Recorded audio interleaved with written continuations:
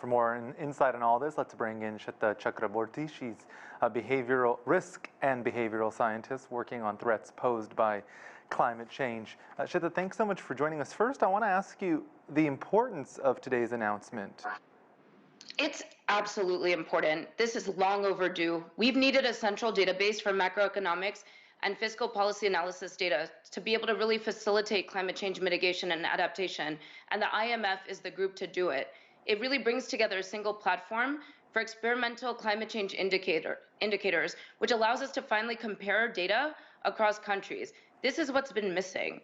And these indicators weren't developed by the IMF alone. They couldn't have been. They required collaborative multilateral efforts. So we saw a real effort take effect across various multilateral organizations, including the UN, the FAO, the OECD, and together they came up with 11 indicators that range from greenhouse gas emissions and economic activity, trade and environmental goods, green finance, government policies, and physical and transition risks.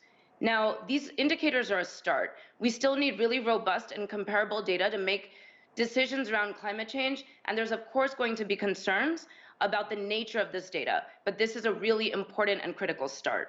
How will countries and agencies use this dashboard's information? We're going to need countries and agencies to have something to really be able to see where they fall on the spectrum of what the countries are doing in accordance to the Paris Accords. And the same challenges are going to exist here that exist with countries putting forward their nationally determined contributions that's required by the Paris Accords. Some countries are more forthcoming than others. So the same challenges are going to exist in terms of what data is really made publicly available. But based on the publicly available data, we can see countries really begin to see where they fall and where they're lagging in comparison to the groundswell of global effort to meet the Paris Accords goals. That's really what this is. In addition to countries around the world and the 190 that are members of the IMF committing to contributing their publicly available economic data for this database, we also see just increasing impacts of climate change. We also see youth activism taking off all around the world and picking up in urgency. So these all together are really going to be what drives countries to share their data and to really see where they fall in relation to one another. So ultimately decisions can be made that really move progress forward in terms of mitigation.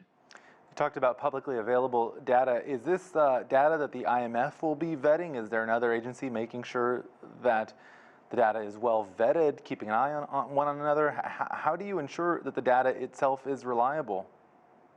That is going to be a concern, absolutely. And other agencies are going to be watching the IMF closely to see how they are vetting the data. And it will be primarily upon the staff of the IMF to interpret and make estimations about the data. Because again, not all data is going to be brought to the IMF in a manner that is consistent, but it will have to be made consistent so that it can actually be usable in a way that is going to be worthwhile for governments to actually take advantage of this database and to compare where they fall in relation to other countries. And so that is a lot of pressure on the IMF staff, and human bias is always going to be a concern. But again, this is a really important first step to try and find consistent, comparable data across countries. We absolutely need this if we're going to stay under the Paris Accords maximum 2.0 degrees Celsius warming by the end of the century. The IMF and World Bank are looking at ways of linking debt relief to climate change investment, green investment. That's hugely important to China, which is the world's largest debtor and also heavily interested in climate change economics as well and environmentalism. How effective do you think that would be? We heard from the IMF director there suggesting that polluting should and will become more expensive and incentive. But how do you feel about linking it to some of these countries which are heavily indebted and because of COVID really teetering at very high possible default levels at some point? The IMF is really well positioned to do this and to hold countries accountable.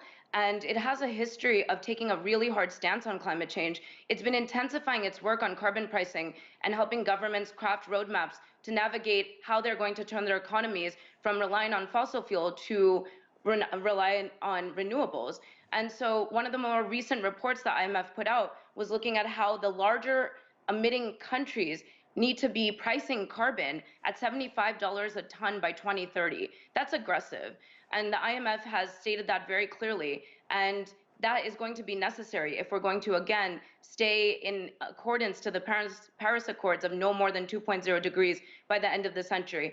The IMF is going to be the key agency to do it. Now, it's difficult, as we've seen with the UN, to enforce these policies. There's no real implementation that needs to, that holds countries accountable. But what does hold countries accountable is seeing where they fall in relation to other large emitting countries. And so we can really begin to see behavioral changes because of policy incentives and fiscal incentives based on where countries are in relation to one another. This is going to be the game changer that really motivates countries to fall into line and commit to ensuring that we don't reach worst case warming scenarios. Sweta Chakraborty, as always, thank you so much for your insight. Thank you.